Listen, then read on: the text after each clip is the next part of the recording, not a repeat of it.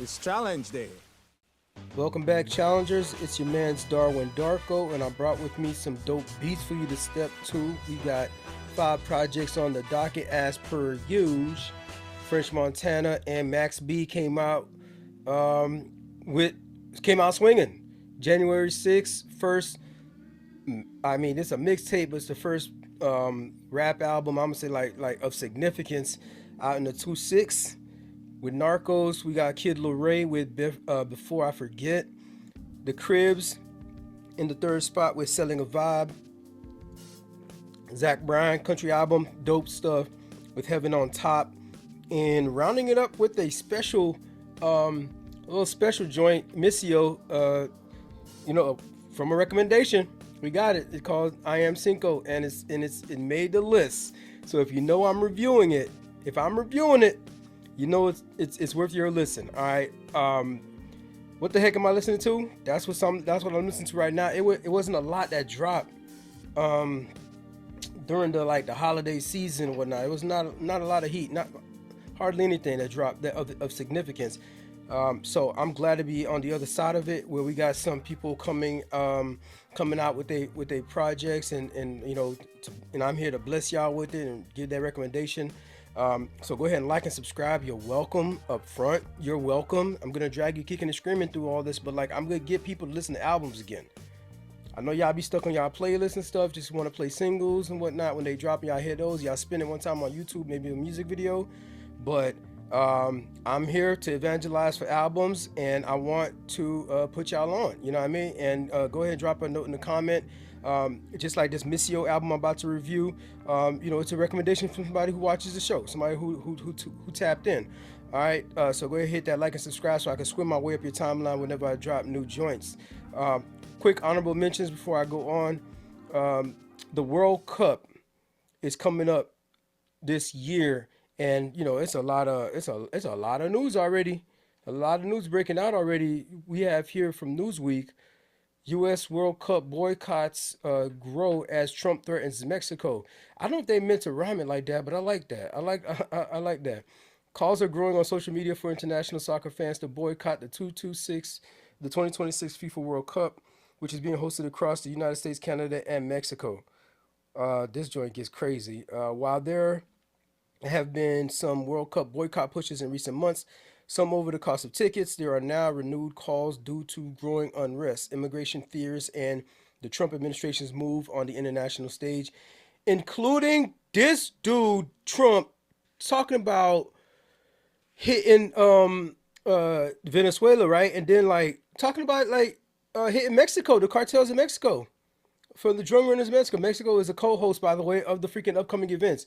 This dude is a straight doofus, man, straight goof. Like we got this thing coming up and it's major. So people canceling their tickets. It's a bunch. On January 3rd, the Trump administration launched military raid in Venezuela to capture President Nicolas Maduro. They're just going straight up to some dude house and just we taking your whole president, bro. And wild thing is now the VP is kind of cool with it, working with the Trump administration, not really fighting to get Maduro back. So he's a dictator and everything like that. He's not nobody to champion or nothing, but it almost feel like an inside job a little bit. You know what I mean? Like they turned your boy over so that they could run it. I mean, it's still the same administration. It's just the top dude gone. So it is what it is. But that's where they at now. And with that and all of the joints that's going on with with immigration. You had this recent shooting that happened in Minneapolis, and people ain't going for it, man. People ain't going for it because this is a lot of chaos that is happening. So you feel like you come to the States. In recent days, the killing of Renee Good in Minneapolis by an ICE officer has further inflamed tensions. Internationally, the White House has repeatedly stated its desire for the U.S. to take control of Greenland and Danish-owned self-governed territory. Who wants to become part of that? If you from another country, you talking about you come here just come see a soccer game, yo, you're a different color skin, bro. ICE don't know that right now. They don't know what you're here for. You out and about in the town, stuff like that. You get hemmed up. Don't nobody want those kind of problems, man. So I could see why. Maybe they might go check out a Mexico game. You know what I mean? Canada's hosting also, but you come to the States, it might be up. You know what I'm saying? And you might be stuck here for a minute, even after the games. You might not even get to make your game because you get hemmed up um, with all these crazy like they're just unfiltered, just like unqualified searches and seizures and just stopping people because you have they made it legal. By the way, if you're from out the country and you're listening in, it's legal in the states to profile now based off of skin tone. Supreme Court joint and everything that happened a few weeks. I don't know exactly the docket number and all that kind of stuff, but look it up, Google it. But that's wild.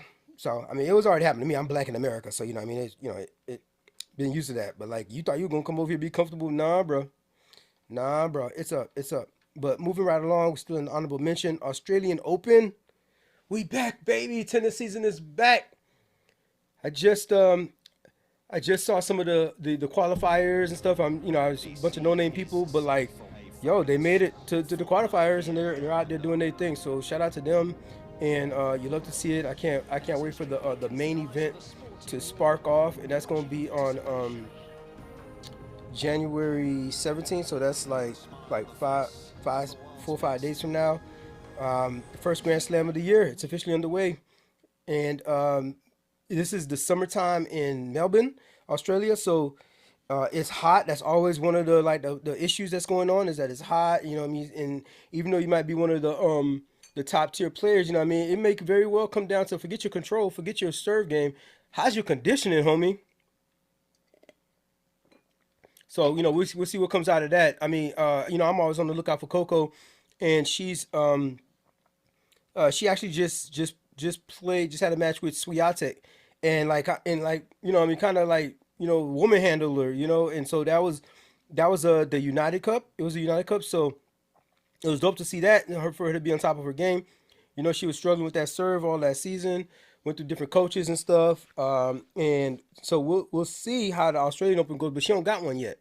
She don't got that title yet, so it'll be a dope way to start off the season. She looks good. She looks strong and confident. So there's always been kind of like a little back and forth with her and Iga, but I'm looking forward to seeing that joint. The way that I think, I don't know if they didn't do the draw. They did I don't remember what it's called, but we already know that the way they lined it up is that Alcaraz and Sinner could meet in the finals. They made sure they set it up that way, so they put them on different sides of the brackets to make sure that that if they go through their rounds, they can meet in the final. On the women's side, it'll be Sabalenka and Swiatek, which is kind of wild because Swiatek ain't even like, she didn't really finish that strong in 2025. So it's kind of weird that they still have that kind of Let me see, what is the WTA standings? Because usually it's like the ones and the twos that like they will put um to meet in the finals. Oh, she did finish number two. Look at that. And Coco finished number three.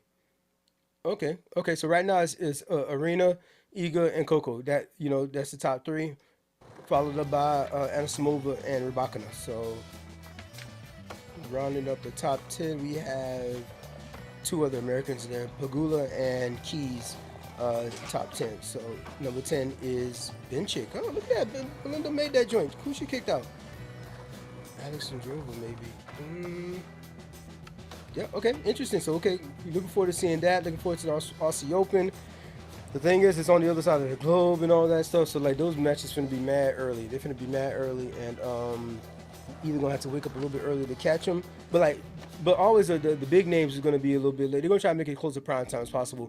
Well, prime time their time, but for us at least it'll be like middle of the day. So it's not like you gotta wake up at like 7 o'clock to watch that joint. So shout out to the WTA, shout out to the ATP. You know what I mean? We back at it, baby. Looking for it because like all I had right now was just what was it? Football. College football was exciting. I like college football, but like NFL and NBA right now. NBA don't get good until the beginning of the year, so NBA is getting good now. So looking forward to get back into some tennis. Okay, so that's what's up with the honorable mentions. I'll go ahead and move on the other side. We get into our projects straight up. Talk to you soon. Remember, like and subscribe to this joint. Leave your comments and let me know if there's a project that you want me to check out. And if it's dope, if it makes, I'll make it show. You know what I'm saying? If it's at least worth a listen. If you recommend something and I don't review it, you know what that means. That's on you, bro. Get better taste in music. Coke Wave 3.5 Narcos. Ladies and gentlemen, after 18 years, allow me to reintroduce the rebirth of the mixtape era. Max B and French Montana are in full effect. And you've been put on notice. Lock the fuck in. Max B, after what? Spending all them years incarcerated, is stepping back into the public eye with renewed sense of purpose. He's spoken openly about this, and how it reshaped his priorities, focusing on family, creativity, and rebuilding his life. French, meanwhile, has been active and visible as per usual, celebrating the rollout with. They got these listening events. They doing podcasts. They doing interviews. One of my favorite is Goat Talk. Check it out on YouTube. It's complex. It's a complex joint. Together, they described their reunion as feeling like the Power Rangers coming back together. I mean, that might sound playful and whatnot, but for that metaphor, that it's just like it's about the chemistry, yo. And they've always had that, and it's unmistakable. It's like they, bro. It's like they back like I never left type vibes. You feel me? Shifting into the production of this joint, because this thing is built off of intention. It's clear. The identity is clear. The vibes is intentional. Everything about it is so dope. The heavyweight producer lineup is first and foremost on the production. Now we got Metro, Harry Fraud, Murder Beats, Dame Grease. We have even Clue. Clue makes an appearance on this joint. The combined style gives the album this polished modern sound while keeping it still raw and street, but it's still like fun, man. It's like that original Coke Wave tape feeling. Feel me? The one thing I would say about that part is it's a mixtape. I don't know. See, the thing is, like, man, has there ever been a mixtape that was nominated for anything? Nominated for like best rap album or man. So the thing, here's my gripe. My gripe is that it's a mixtape, but you even have Clue on this thing and I don't got no shit talking. It ain't no shit talking. There's like one interlude talking about dick riding is on the all-time high right now, and it's like a news report and somebody's reading, saying the things she's saying, but like it don't feel like a mixtape. It feel like a bona fide regular project. And I mean, I love it. You know, it sounds amazing. It sounds amazing if you call it an album. So like, I wish they would like, I don't know. Okay, I guess maybe it might have something to do with clearing like some of the samples because there's a lot of sampling going on and stuff. So maybe it has something to do with that. Why it's not called an official album. But you mean to tell me you're not making burn off of this or something like that? You still making profits off it? Got to be. So there's like 22 tracks on this joint. Hour and 2 minutes of listening of heat. There's only a couple tracks that I didn't hit that like button on. It doesn't disturb the whole experience. But like, if I'm gonna listen to a mixtape, this is my point. Let me finally get to the point I'm trying to make. If I'm gonna listen to a mixtape, you know what I mean? There's some mixtape elements that I'm looking out for. You know, I need the, you know what I mean, like the rewind the track kind of thing, right? I'm gonna need some I need the DJ to like talk some shit. You know what I'm talking about? And just like say some stuff. Just like, I need some like interludes. I need more interludes, right? If it's a mixtape, especially when you got Clue. This is what got me. What gassed me. It's like Clue. He's always gonna give you like a good like 15 seconds with some shit talking, right? You know, and we don't get none of that on this project. It's all straight music. So shout out to them. So I'm like, you might as well just call it a full album. So if you don't call it a full album, you just call it a mixtape. I don't think you're gonna be eligible for any awards. Cause my next point was gonna be shout out to folks dropping projects in January, dropping them early, cause y'all don't get the love that y'all require. You know what? This is what you do. You know what? They probably might be onto something. So I'm gonna go ahead and say here first. Breaking news, and the breaking news is that we finna get another project from French and from Max Bigaville. freaking in the summer.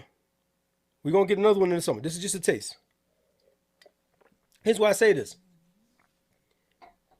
Ray Vaughn's project last year was one of the dopest. Ray Vaughn was top 5 rap albums. Oh, but I think that might have been a mixtape too. Was that a mixtape? Dang, I don't even know. Now I gotta look this joint up, man. But I think Ray Vaughn project was probably a mixtape. That's why it didn't get the dollar menu, the good, the bad, the dollar menu. I think that's probably why it didn't get nominated for anything, best rap album, or even when people at the end of the year was naming they best albums, good, bad. When they was naming their best rap albums of the year, they didn't really name. I think I heard one person put it at number 5, but it was just so good at the time. And it was early in the year, so by the time summer came around, people forgot about it because the nominations will come around to like end of year and stuff. So it didn't get its true. It didn't get its true. It didn't get its due because if people forgot about it, right? You started talking about the Joey battle and all that kind of stuff, and like that's when his name will come up, you know what I mean? But like his album would come up because it came out early. The same thing that happened that year with Yachty, that Yachty album, right? Let's Start Here. That's a profound album. That's a profound album that should be in a museum somewhere. That Yachty, yes, that little Yachty, that Yachty, yeah. In case you forgot. That album was that good, but it came out early in the year. I think it might have came out. I was on a ski trip. I think it might have been had to be like January, February, something like that. And by the time the end of the year comes around, when awards are being handed out, people forget about it. So this is what's gonna happen. This was gonna happen. Everybody gonna hold on to their heat. Everybody gonna hold on to their joints until summer going forward, because they know they're not gonna get the respect that's due. People gonna forget about it. And shout out to Lloyd Banks. He didn't get much mention last year when everybody at the end of the year when everybody was giving the top 5 and stuff. That Lloyd Banks album was immaculate. Larry June and 2 Chainz got mad love, so I appreciate seeing them. You know what I mean? But like people putting out work early in the year, it's a problem. It's gonna be a problem, which it sucks for me because I want some good hip hop early in the year. I don't want to wait till summertime when stuff drop. You know what I mean? But back to this project. Like I said, you got Metro, you got Harry Ford, you got Murder Beats, Dame Grease, Clue. The combined styles give the project a polished modern sound while keeping the rawness that defined the original Coke Wave tapes. It's a blend of nostalgia and evolution. The production leans into the duo's melodic storytelling, but with upbeat drums. They got some richer textures. There's a cinematic feel that makes it feel like a little Dipset-esque. There's some Dipset-esque vibes going on in this project. There's a track also though that is featuring Chinks, which is it's very like it's dope, but at the same time it's like it's heartfelt because it's like Chinks is gone. It's called Nigga Like Me. Niggas Like Me. It's adds this emotional depth to this project. Reminding you of the Coke Boys legacy stuff, right? Couple tracks you should check out. First of all, Make America Wavy Again is the opening track on this joint, and I'm a stickler for this opening track. I'm a stickler for opening tracks. Like I love it when you introduce me. Like it's like this is you introducing me into your creation, right? Your art, and this is like the first step into that thing, and that joint is fire. I don't know why like they don't have like on the credits they don't. So the credits say who's performed by, who is written by, produced by, right? But they don't never say. Sometimes like somebody just does like the hook. They don't list them. That's whack. That's whack to me. Cause this lady has a mix between Lana Del Rey and Adele. Oh man, she's killing it. Make America wavy again. Make America wavy again. So Mawa, right? They're doing the whole thing like America thing, Mawa thing. You get it. You got it, right? There's a video for this too. Shout out to them to putting out visuals for this thing. Man, Max B got out and got to work. Got to work already with this joint out. He only recently got out. already got this whole project out. Maybe that's again why they call it a mixtape. Probably got to like work out a bunch of contract kind of stuff with him.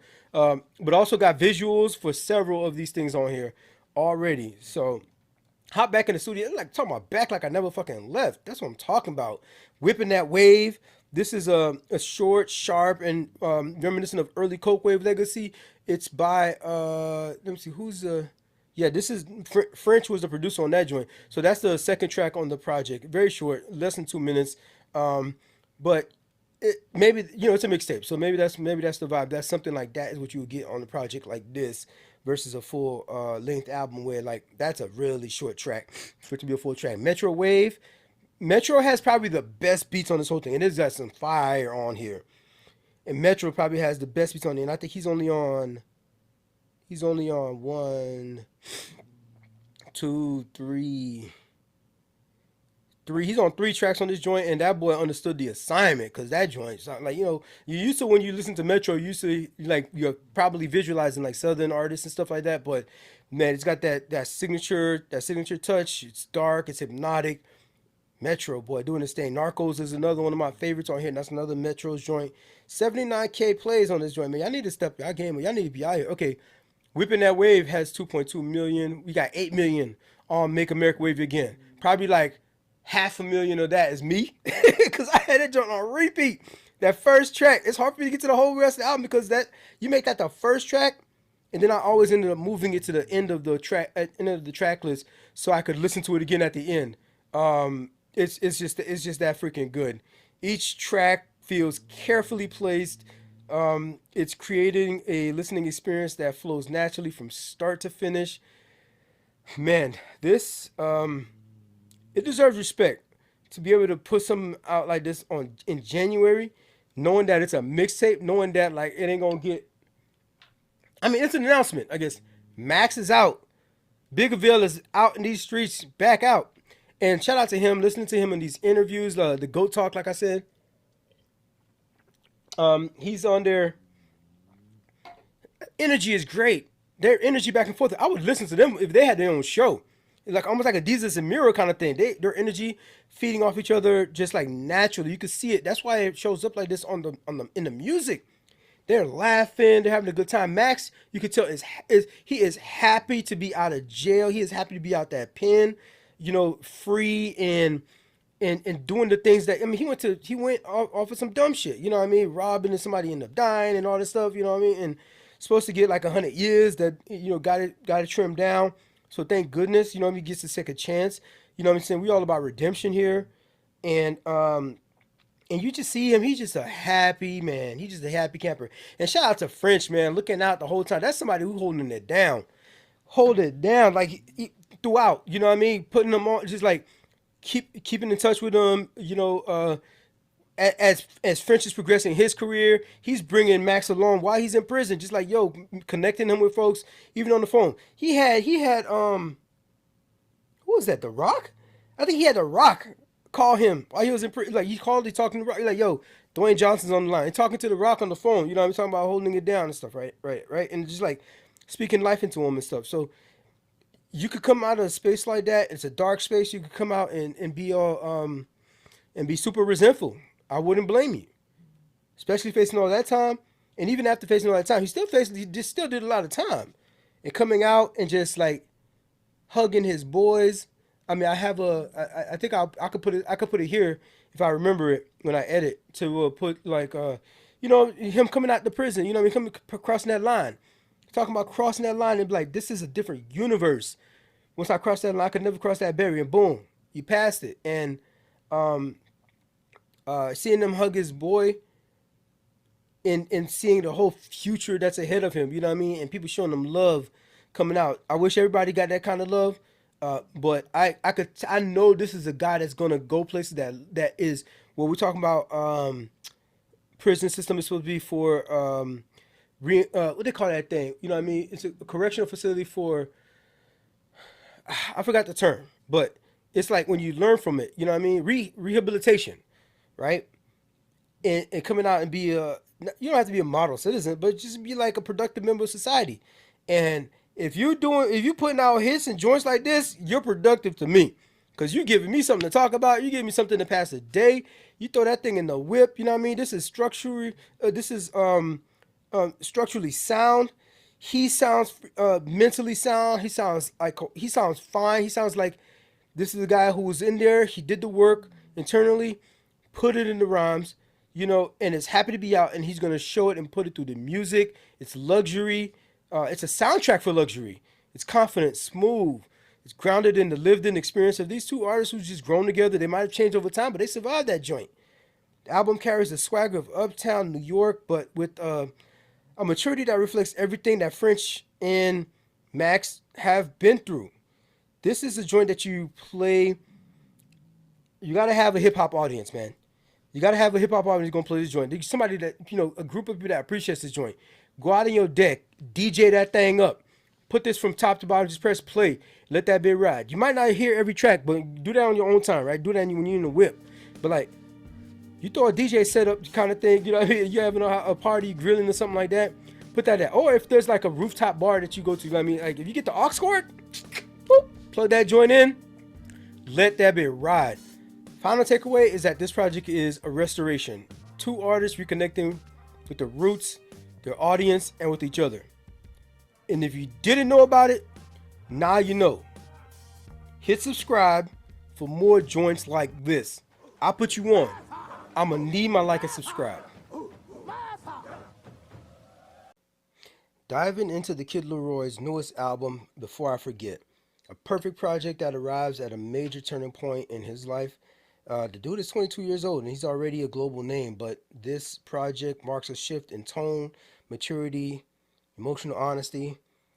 The kid created this album in the middle of a very public breakup with Tate McRae, a relationship that had sparked headlines throughout 2024.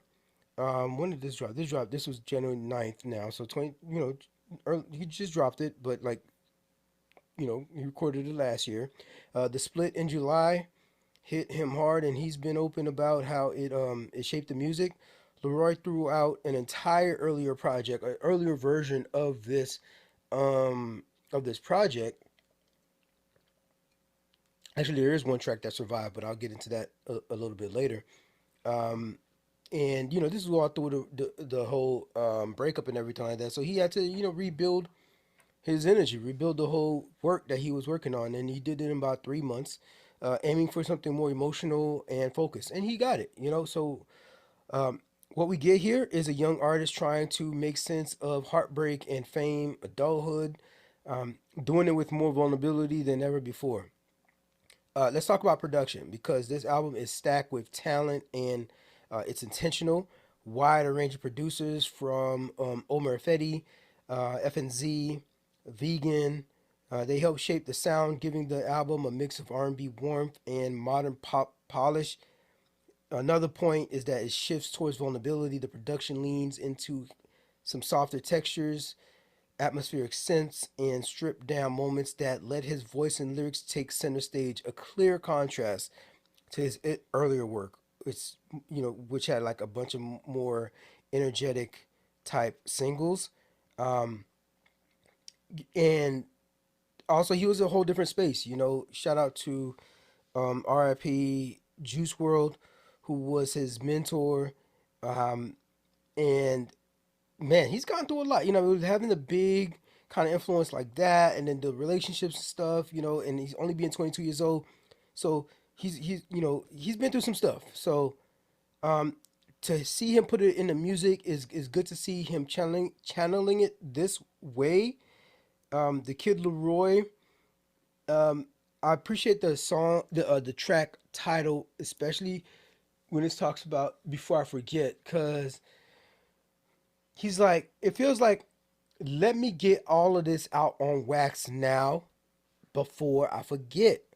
I know there's a lot of memories for myself where like I forget the details.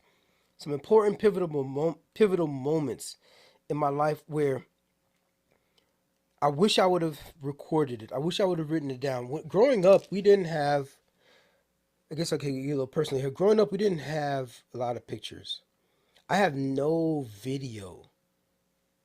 I wasn't one of those. We wasn't one of those families that cataloged everything, took a picture of everything. We didn't really do much growing up broke and poor. We didn't really do much, but either way, you could like get one of those, you guys remember those disposable cameras? I don't even remember the disposable cameras, you know what I mean? And you buy that thing that's $10, you know what I mean? Get the pictures developed, another $10. After you wait a couple of weeks or whatnot. We didn't do stuff like that. My parents didn't do stuff like that. I started doing junk like that when I was in college, you know what I mean, when I got on my own and I started like living a little, but I don't know, man. So a lot of my early childhood relies on my memory. And my memory already like my stock memory is whack, right? It's whack.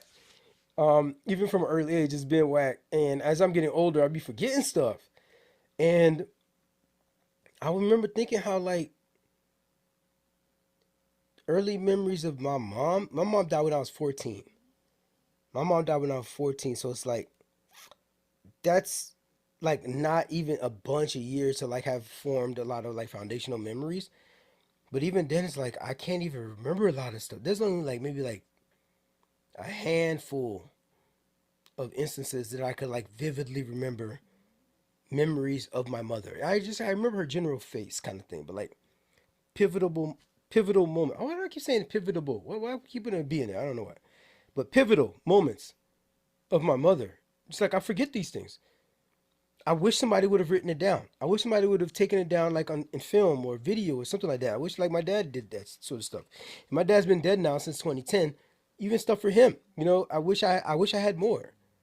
I wish I had more, especially of the good times. Especially of like not even good, just like regular times. Day-to-day stuff. When people were alive, just to have the memory. Not to keep them alive because, it's a season. Fine. They pass away, people die. It's part of life. I don't want to like pretend like that doesn't exist in the world, but you do kind of still want to remember just like a regular occurrence, something happening, just a person, like their voice. I actually just saw the other day that I still had my pops. I used to transfer money to him on the bank, right? The bank thing. I used to send him some money for stuff sometimes, and I still, matter of fact, I came across it. I was like, oh snap, he's still on my list as like a transfer, but I could transfer money to him. I wonder if I would send some money to that account, what would happen? I wonder what would happen. That's so interesting. But like, it's one of these things that like I keep it there. I think I might run into it like every like 2 or 3 years. I'm like, oh snap, this name is still here, and I still keep it. I still have his. I think I still have his phone number. Do I still have his phone number? Let me. Okay, we're gonna do this live. We're going. I still have his phone number. Wow. Since 2010. 305. How about you give him a call? Let me know how it goes. 305 934 2411. My late father's phone number. I still got his number. Um, but I had to put it in my phone. I wouldn't recall it to memory because we don't remember phone numbers anymore, right? So before I forget, Kid Laroi had to like write it down and get it on wax. I appreciate that. Um, you know, with somebody like many years was it Juice died in 2019. It's 2026 now. More and more years are gonna go by, and he could forget. He could forget. You know what I mean? So and there's songs on here that that reminisce on some of that. One of the songs that stands out to me, "A Perfect World." This joint is smooth. It's melodic. One of the most replayable tracks he's got on the joint. You have another track, um, a Coldplay. This one previewed as a single. It hinted at a new direction in his journey. So already setting it up for that. I'm so in love with you. This is the only song that survived the one I talked about earlier that survived the when he scrapped the original album. It's bittersweet. It's emotional in that tone. A Perfect World is another dope track to check out. Smooth, melodic, one of the most replayable ones on this whole project. Back When You Were Mine closes out the album. I think that one closes out the album. Let me, where is, okay. Back When You Were Mine. This was released days before the project dropped, and it is rawness, and it captures the rawness of like a breakup, like a recent breakup. Back When You Were Mine, dope track. Let me see. Do I have the lyrics for this? Oop, what? I don't know that. Okay, lyrics. Caught up in the thought of us. Hold on, let me put it over here. Make sure it's like okay. Caught up in the thought of us and the way you used to feel with me. Tell them anything you like, but the truth, that whole nother thing. And now you're sitting back at home, got you feeling all alone. It's just you and your thoughts now. Thoughts now. You thought I'd never be this cold. I bet you thought I'd never sing this song. I hope that you don't take this wrong. I'm just saying that it's different. Different than back when you were mine. You were mine. Back when you were mine. You were mine, you were mine. Ah, yeah. I spent all my money on you. Gave you all my time. That's true. Did everything I was supposed to do. Back when you were mine. Love it. Ad libs are dope on there. The kid is he's in his bag. It feels mature. A lot of his old tracks were fun. They were boppy, but it felt like very Justin Bieber esque, early baby Justin Bieber esque. Now we see him now. He's Justin is Bieber is nominated now for a Grammy with this latest project, which is very R&B, which is very adult. I mean, he's gone through a lot of struggles and stuff like that, especially with his health. You know, um, and it's like at 22 years old, Kid Laroi is learning these lessons early, and it is showing through the music. Um, you love to see it. Interestingly enough, I'm looking at the album cover right now, and man, it's dope. He's underwater, he's submerged, right, and it looks like a very reflective moment. I love the way that they captured it with the ripples there. It's blue and him just like poking out a little bit through the water, like he's floating. But they had the thing sideways, right? They got it going sideways, and that's an interesting artistic decision to do that. And it's sort of like being, I don't know, it feels like, I don't know, was he baptized in the fire, baptized in what? He's like coming out a new person. His hair is pretty dark on this thing. He's got pretty like light hair, reddish. He's blonde, right? And his hair looks pretty dark in this thing, but it helps to sort of seem like it's. I feel like okay, I don't know why. I'm just thinking about this, but like it feels almost like there was a burial. And thinking about all the dirt when it comes with a burial, but then to this be all water and be surrounded by water. I don't know why I'm thinking that, but it's like it's a there's a darkness in this picture in this album cover. I wish I knew a little bit more about it. He's got the tattoo showing on his hand, and he's got his hand to his lips. At first, I thought when I looked at it from a distance, I thought it was like he was like kissing this, like I thought it was a cigarette. He maybe had a cigarette in his mouth, but no, it's more like preparing for one of these, mwah, like a kiss or something, right? Eyes closed shut. It says a lot. It's very reflective. I love the idea. I love the concept, and the album reflects this energy. So it's perfectly captured. If you're gonna be judging a book by its cover, this is one of the ones that's like, okay, let me settle down for what's about to happen here, because the vibe of this project, it feels like late night honesty, the kind of music you play when the world is quiet and you're really ready to admit what's been weighing on your mind. It's emotional without being dramatic and grounded in the kind of self reflective way that hits hardest maybe when you're alone in your thoughts. I say this is the best listen for one of those like quiet moments on your balcony by yourself, just like you're kind of looking at the sky, but you're kind of looking at the skyline. You're down to earth, right? But you're envisioning the future. You're like reminiscing on, and you're reflecting on what's happened to you the past month, year kind of thing. Maybe you're going on a reflective walk. You got your headphones on. Um, this might be a good joint for a hike. Going like a 3 mile hike. No, you're gonna need longer. You need a little bit longer. You need a three. I would say. Okay, this would. Okay, hey, this is a theory. I say go on one of those hikes that takes you about like 2 hours, like 2 hours to complete. Maybe 2 to 3 hours.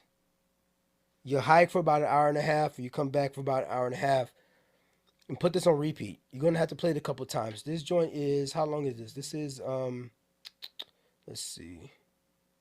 It's a 44-minute project. So you're gonna be listening to it for maybe at least 3 times. At least 3 listens. But what's dope is that you have 15 tracks to go through.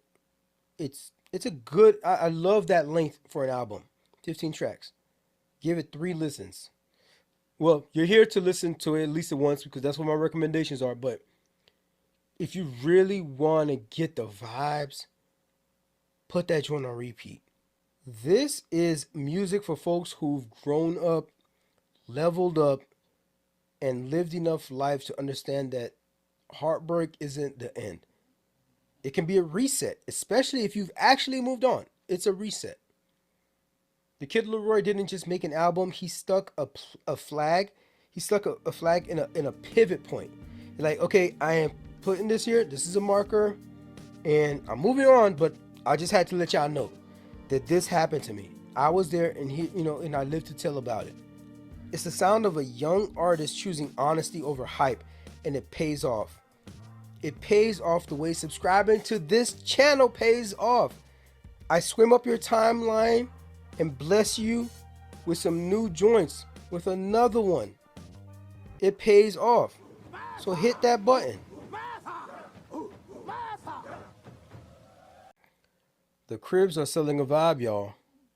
The 9th studio album from Wakefield's own, a band that's been shaping indie culture for over 2 decades, since 2004. And let me tell you, these brothers are not slowing down. They have been everywhere the past few months. Before the project release, they dropped a new single, Never the Same, which immediately landed on the BBC Music A-list and came with a self-shot video filmed in San Diego. And some of it part of their 2025 US tour. They're also kicking off a full UK headline tour with fans already packing out in-store shows across the country. Career-wise, this album marks their first full-length release in over 5 years. What was that last project was?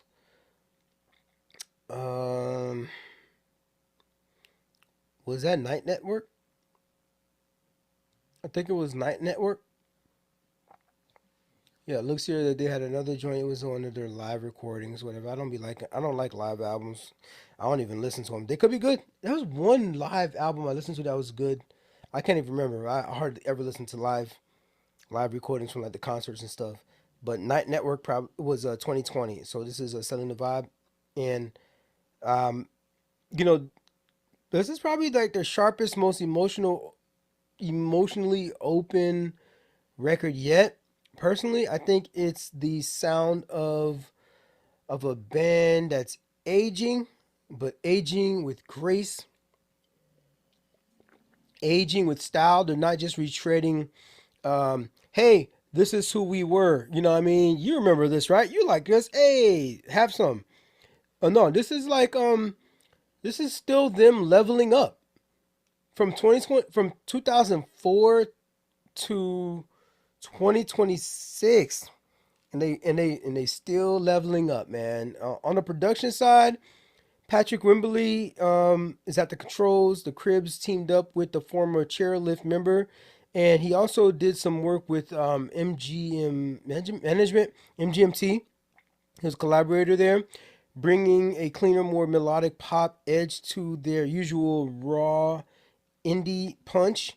This is a shift with some synth flourishes. The hooks are way more polished.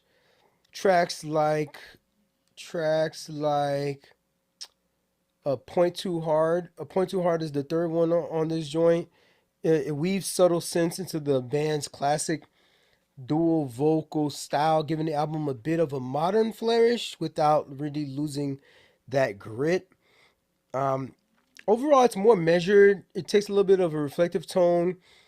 Summer Seizures is the fifth track on this thing, and it's kind of like when it sort of hit me. This is the lead single written during a time that they were in New York. It was like during the summer in New York. It's a raw look at love, tragedy through a catchy lens. A point too hard to make. There's another one you should check out. That's the third one on this joint. And this one is it's got this catchiness. It's a little bit hazardous, like and but it's refined. It's inspired by this like '80s sort of melody. Never the same comes up right after that one. Like it's a start. It's a strong start to the project. This one is a standout. It's written after a festival performance originally intended for a pop artist before the brothers decided to keep it instead for themselves because it has this like anthemic like pop like festival type vibe. And so they kept it for themselves. Let me just play that joint right now. Was that Never the Same? Well, my mistake. That was another good one. They got so many like just catchy joints on this joint. So they just decided to keep it themselves because it's a really good festival, like a live performance type of joint. Brothers Won't Break is gonna be the final track on this thing, which is perfect because it's a closer. It's a closer, and it's the literal anthem for sibling solidarity for what sums up a long journey. So it's 12 total tracks on the project, 41 minutes on this thing. It's mature, it's indie rock, but it still has some pop leaning, making it a little bit more accessible. The sound of three brothers who's lived a lot, learned a lot, and still know how to write a hook that sticks to your ribs. It's energetic without being chaotic, emotionally charged without being heavy, I would say. It's nostalgic, gives you that reminiscent of the stuff that stuck to you in the past. Think, think replacements and and just some general other modern UK indie stuff. That it's unmistakably Cribs. It's got that authenticity that they've curated for their entire career. Picture this: it's a Saturday morning. You're in the city. You go to a like one of the local coffee shops. So this is like you're the main character in the story. You go to one of the local coffee shops, and it's a day that you're gonna go thrifting, right? Maybe check out a couple of thrift stores. I don't know. Maybe you're shopping for some vinyls. Maybe you know what I mean. There's some vinyls in one of those thrift stores. So maybe you're going. Maybe there's a shirt. There's this one thrift store down in the area where I live where they have like a lot of like high end stuff that like well it's a consignment store, but you know it's still thrifty for the brands that they are. They have some like dope stuff that you might have seen years ago that like you would love to have caught, but like um you was not gonna pay those prices, because paying those prices makes you a fashion slave. What's a fashion slave, you ask? Fashion slave is what Little Brother, band from North Carolina, rap band from North Carolina, say when like you're doing too much, right, for the actual scene, but you're doing it because like there's a price tag that comes with this particular brand that you're wearing, right? And you're in the club and you're wearing a fur coat, like freaking Dipset had us all wearing fur coats and pink and stuff like that. Cameron had us wearing pink and whatnot, right? In all kinds of like inappropriate situations. And it's like, bro, it's too hot. Why do you have sunglasses at night? Why are you wearing sun? I wear my sunglasses, like, but that's all just for fashion, and that's a fashion slave. Fashion slave is even when you're uncomfortable, you're gonna do the thing because of fashion, because you're trying to be fly. I ain't gonna lie. I get caught up in it sometimes myself too. But this isn't one of those, right? So skip that consignment store, go to the thrift store, play this in the background, go to your local coffee shop, fuck the big chains, walk through this and do it and walk the whole time. You know what I mean? Don't even like drive or Uber, nothing like that. Just walk the whole thing and let this be your playlist and let you be the main character for this freaking story. It's a soundtrack for motion, for reflection, for feeling like this project was written for you, for the day ones. And even if you're not a day one, fine, you could pretend. We'll allow it, right? Cribs are on a vibe selling business, and business is good.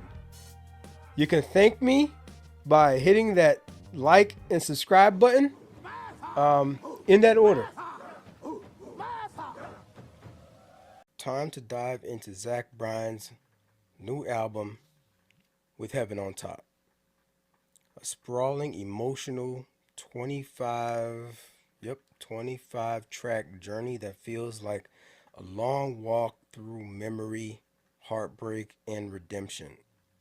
And trust me, this one hits different. Before we get into the music, it helps to sort of pinpoint exactly where we are in the Zach Bryan story.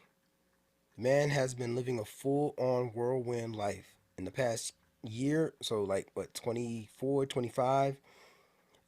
He's never navigated a very public breakup with Brianna. What's that shorty name? Brianna La LaPaglia or something like that. LaPaglia, and then plot twist, he ends up married by later. He ended up marrying um Samantha Leonard.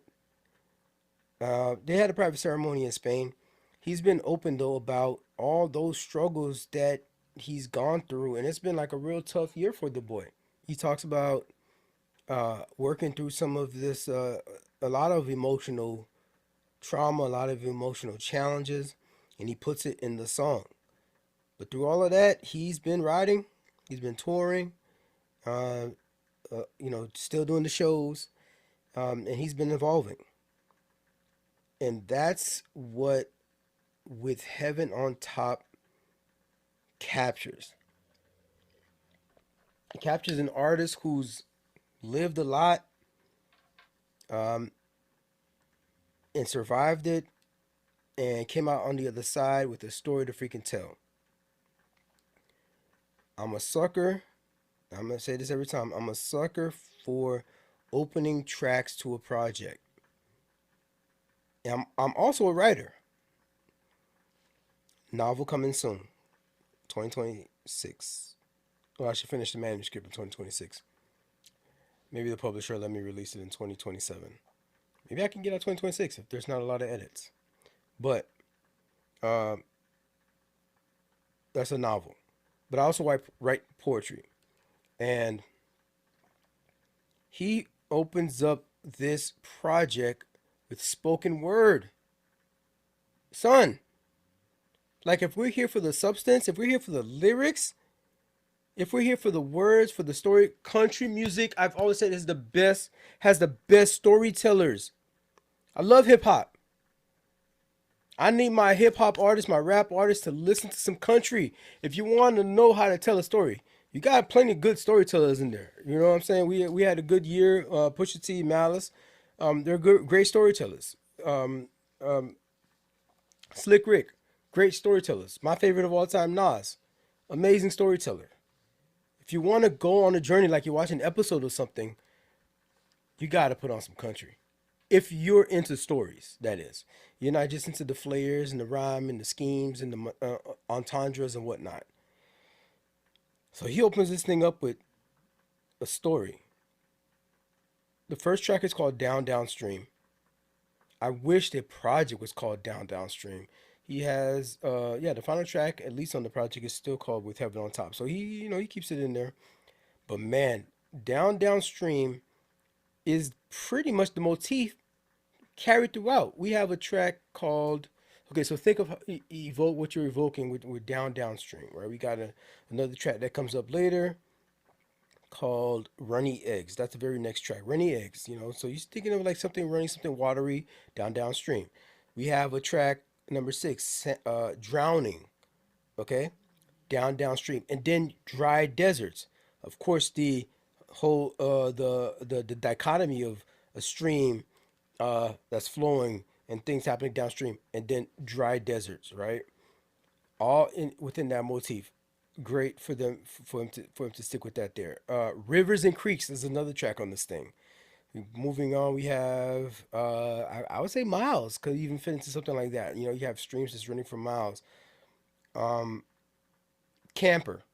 Camper is another track, and of course, when it's like you're going camping, I've gone to do the floating down the river kind of things downstream.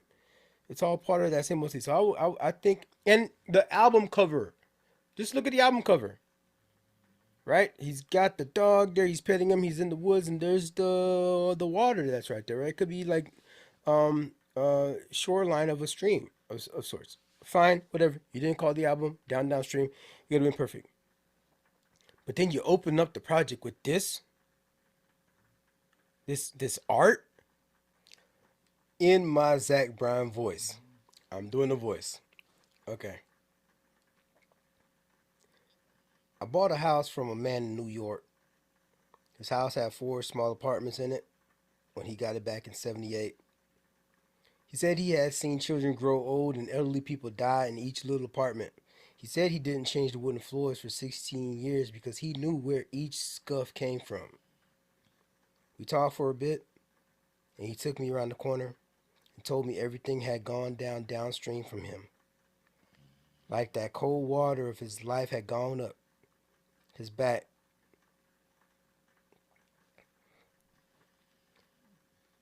Like that cold water of his life had gone up his back, down his front, and around his legs. That before he could drink any of it, it had already passed him by.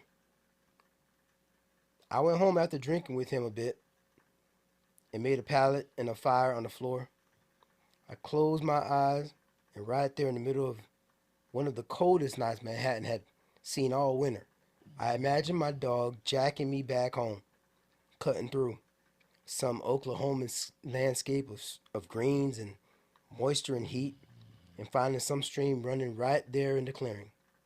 He jumped, chasing something, naturally, and I just let that water run past my shoulders, under my neck, and down to my feet, and downstream. Every good and bad thing that had ever happened to me floating downstream. They're just floating. The Tulsa bars and all the throwing up in, the ducks we killed, the fights we had, the New York 3 a.m.s, the piano through my neighbor's wall, and the Italian restaurant voices mashing together through the opposite one, my mother's couch that I sang her songs on, the African desert heat running from the police in school, and my father's soul and pride. There, just floating by. Every woman I had ever loved and every man I had ever called brother. The New York fireworks and the July 4th, too. Every failure and every ugly little victory, screaming off the Grand Canyon and hearing one of my best friends had gotten into a wreck under some some cold, dark, western sky. My sister laughing, the streets of London and my band playing sweet notes and 100,000 people. I took a big gulp and wondered if all that water led to more streams and those led to some big ocean somewhere. I prayed all that suffering and all those belly laughs led to some big ocean somewhere. As soon as I took that big gulp, my eyes opened to a fire that living room and the fire department came and a hydrant filthy New York water was going up my back, down my front, and downstream. And so were we. This project feels like a sunrise after a long night. It's warm, it's reflective, it's a little bruised, but it's full of clarity. You can hear a man that's trying um, to cope with fame, cope with love. A man that's trying to cope with the mistakes and the cost of being honest in public. The best way to probably experience this project is you just stay at home. Maybe if you're a homebody, this is perfect for you. Throw it on during a slow Sunday morning with coffee and sunlight spilling through the blinds. It's not background music because you gotta pay attention. Um, it's that sit with your thoughts type music.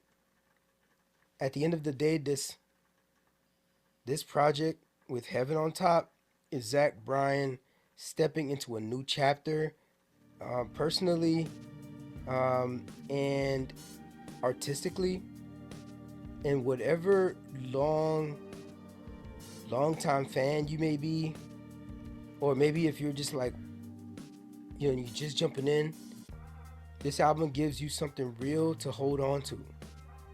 Give it a listen. Fight me in the comments, bro. But for sure, make sure you hit that like and that subscribe button when you find yourself giving it a second spin.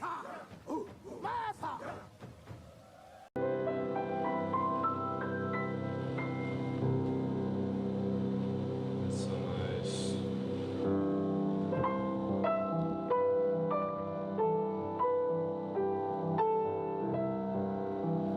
Missio's I Am Cinco dropped back in 2024. And to be honest with you, I was today years old when a friend put me on. An actual listener of the show. Uh, Again, you like and subscribe. You leave your notes in the comments. You leave you know what I mean? You recommend something, and I might review it. And Shorty came through. This Austin-based duo, Matthew Brew and David Butler, had been bending genres for almost a decade now, and this album shows them at their most ambitious. 2024. They toured this album all of 2025. So I guess they're back in the lab now. But I did come across, you just like digging into them after, like you get into a vibe, you get into a zone, digging into them. They have a 7-track LP that recently dropped in the later half of 2025. Skeletons Part 4, check it out. The duo continues to lean into their long-running friendship and shared history, which fuels the emotional history in their music. And you can hear it. But for this joint, I Am Cinco pulls together 5 moods. Could be like 5 EPs in one. There's like maybe a sad high, an awesome, like an awesome angry, and then there's like this crazy version. It's one massive 26-track project that goes about an hour and a half. It's an hour and a half well spent. I shut things down. I listened to the first maybe 4 tracks, and I was like, okay, I need to lock in. I need to lock the fuck in. Turn everything off, everything else off. You always got the second screen and you got the TV in the background and doing all these other things. And I locked in. This joint tells you who they've been and who they are and where they're going. So I'm definitely looking forward to their next project, who they're becoming. It's all those personalities and all those instances of themselves, of yourself, wrapped into one. And this is who we are, right? We're people, we wear masks, we have different versions of ourselves. Not that we're intentionally trying to deceive anything, but I remember saying, I remember thinking how I never cursed in front of when I went to church. I never cursed in front of my pastor. Why is that? How was I able to control that? I thought I was being myself. I was being myself. But, there's different versions of you that show up for the circumstance. Not that I was trying to hide myself, but there's like a piece of you that shows up depending on the circumstance. Let's talk reduction. I Am Cinco is a master class in controlled chaos. You have all these personalities. You ever seen that movie? These are Riley's memories. They're mostly happy, you'll notice. Inside Out, Inside Out. Where you look inside, they're showing. I love animated movies, right? Animated films, who don't get enough credit for the artistry and the storytelling, especially the storytelling. And if that's what movies are about, telling a story, then they should be like even some like no, this is a freaking tangent. Even some like superhero movies. When you think about like The Dark Knight, I really felt the way when like Dark Knight wasn't nominated for best film, cause all of this shit is fucking fiction. Titanic is fucking fiction. All right. Yes, the Titanic happened, but that story with Leonardo DiCaprio and Shorty, that's all fucking fiction, right? That particular tale that was told. The Notebook. Think about that, right? Even Interstellar. These are amazing films. I'm not taking anything away from these films. I'm saying that that is a work of fiction. Avatar. These are works of fiction. Yet they get the gloss and they get the pomp and circumstance like that. With something like Up or Wall-E or Moana. Are you kidding me? Moana doesn't get the look. They don't get the Lion King. The first Lion King doesn't get the look from the Academy. Man, y'all on some bullshit. Y'all not. They're not using their imagination. They're not thinking creatively enough. Let me get off that soapbox for a second and talk about the production on Missio's project here, because this thing is genre bending as a blueprint. They could call it the blueprint for genre bending. And when you got 26 tracks, you can do some things. They fuse rock, electronic indie, hip hop, some hybrid sounds that just feel futuristic and deeply human at the end of the day. These emotions that they travel through, each of these EPs, if you consider them like a bunch of different EPs that they travel through, these emotions all contribute to the sonic color and tapestry layered together with these moody synths. I don't like it when you're lonely. I don't like when you're lonely is the third track on this thing. It's moody. And then you go down to Aztec Death Whistle, which is the 20th track on this joint. And talk about a swing, because this joint is direct, it's distorted, it's energetic. All in all, though, all of this put together is still cohesive. It's still storytelling.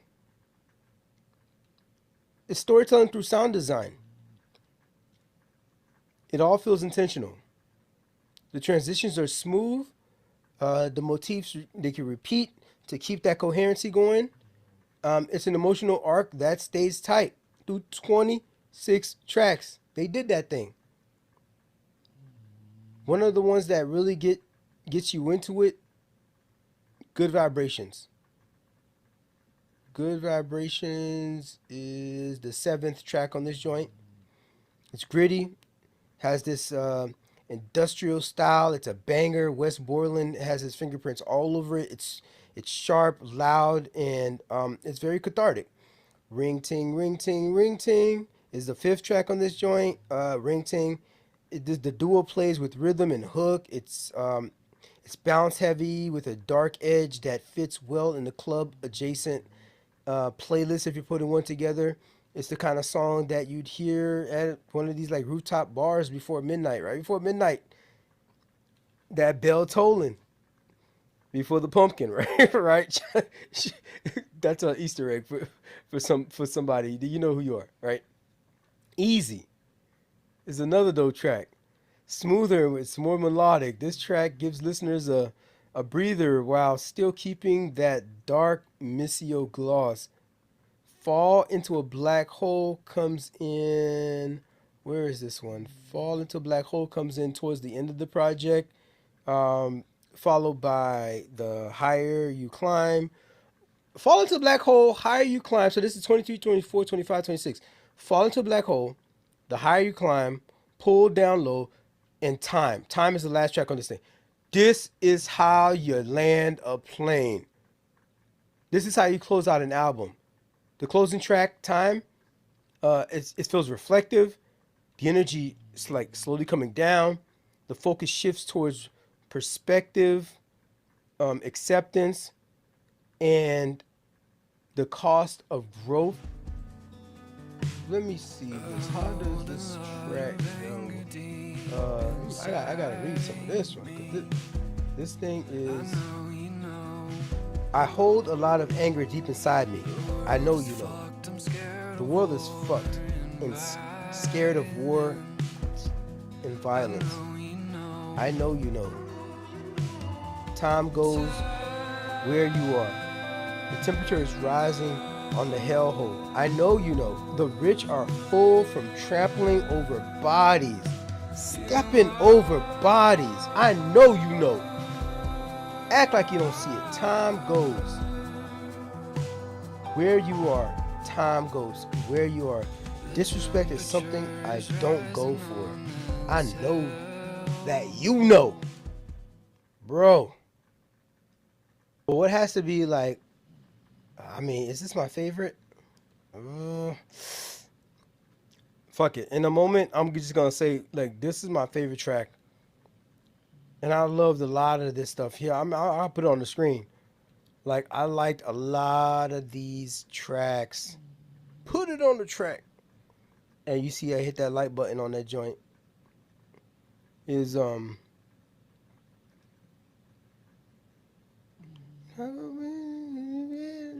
low. Pull me down. Where my darkness goes. I stab with my words. You're so damn beautiful, it fucking hurts. Oh, I like it when I'm pulled down low to the bottom where my darkness grows, where my pain can have a chance to show. Oh, I like it when I'm pulled down low to the bottom where my darkness grows, where my fear can have a chance to show. We're not there. We're not there in the space. They were there in 2024, but we're not there as a people. Like, when it's like we're open to being in that place where it demands growth, that place where we're vulnerable, that place where our fear really shows, where we look like we're scared. We're that fucking little boy, that little girl when we were teenagers and we were unsure of ourselves, our identity, or whatever our truths are that we have now. We didn't know what the fuck. We were forming that stuff there. But here, he's talking about, I like it when I'm pulled down low. Break me down to that place where I'm at my most vulnerable.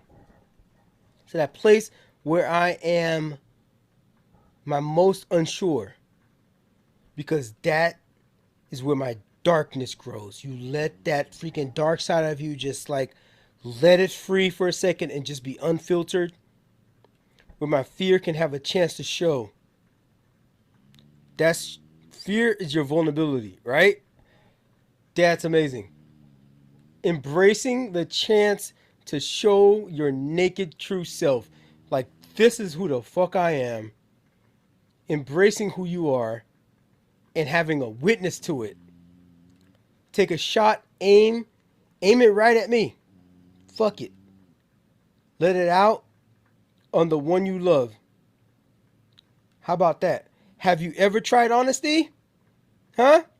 Have you ever tried unfiltered honesty? When I first started going back dating after my last relationship, it was like I got to a place eventually where I was like, let me try this thing out, like unfiltered honesty. And man, it's a learning lesson. It's a learning lesson. You get to a place where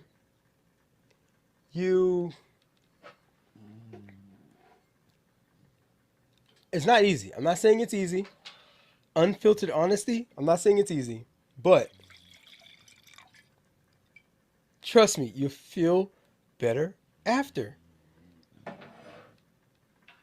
It's one thing to think with your dick, right? Or to think with your clit if you're a woman.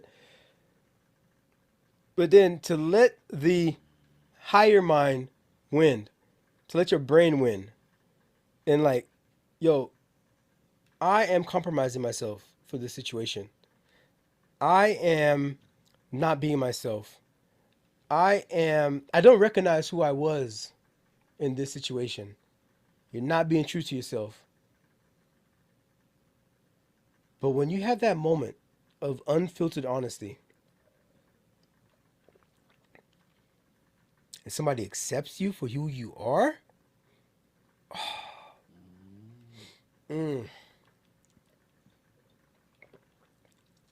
imagine. Imagine on top of that, they love that part of you. They embrace that part of you. You would have never even known because you never allowed yourself to go to that place. That place where your darkness was allowed to grow, where you were allowed to glow in your true self. Missio captures that. They captured that in this freaking track. It's amazing. That's the final song in the project is called Time. It particularly feels like it's the closing credits for a personal film. This whole project is big. It's emotional. It's cinematic. It's the sound of someone trying to make sense of every version of themselves. The sad one, the angry one, the confident one, chaotic. It's realizing that all those versions of you, they all matter. They're all part of you. They're all part of the tapestry of who you are. We're not monolithic as a culture. We're not monolithic as a people. We're not monolithic as an individual. Even within ourselves, we wear different masks. Again, not because we're trying to hide ourselves, but because, different spaces call for different things. And you might lean into your hip hop bag at one point. You might lean into your alt rock bag at a different point. You might lean into you're into comics. Maybe do that. All of it is versions of ourselves, and what we present, some people might interpret as being like, oh, putting your best foot forward. But it just happens to be a segment that I decide to show you at this point in time, because I don't know if you can handle all of it. Not sure if you can handle all of that, but good luck to you trying to put up with all of this, right? Picture this. It's a late night drive through a city. You're going to want some lights, some buildings in the background, because you want to every once in a while look through your rearview mirror, right? You got the windows cracked slightly. Maybe it's a winter night, fall, maybe winter. The street lights are streaking by. You're not trying to solve yourself and solve your issues in this instant, but you're just trying to feel your way through it, through that darkness, through the uncertainty. This album, I Am Cinco, it meets you there. It's perfect for those introspective nights where you might be feeling creative. You might be feeling like recording a freaking podcast, right? Or those moments when you just want to shake off the day and reconnect with yourself. Missio didn't just make an album. They built out a world. Like their own little mini universe. I Am Cinco is a reminder that we're all made of moods. We're all made of these different histories, personalities, these different selves within ourselves. And when you put it all together, you get something powerful. You get something that's worth an hour and 25 minutes. It's what it is. Your future self will thank you. It's worth the hour and 25. It's worth the hour and a half. Your future self will thank you. But you, listening right now, you can thank me now by hitting that like and subscribe. You're welcome.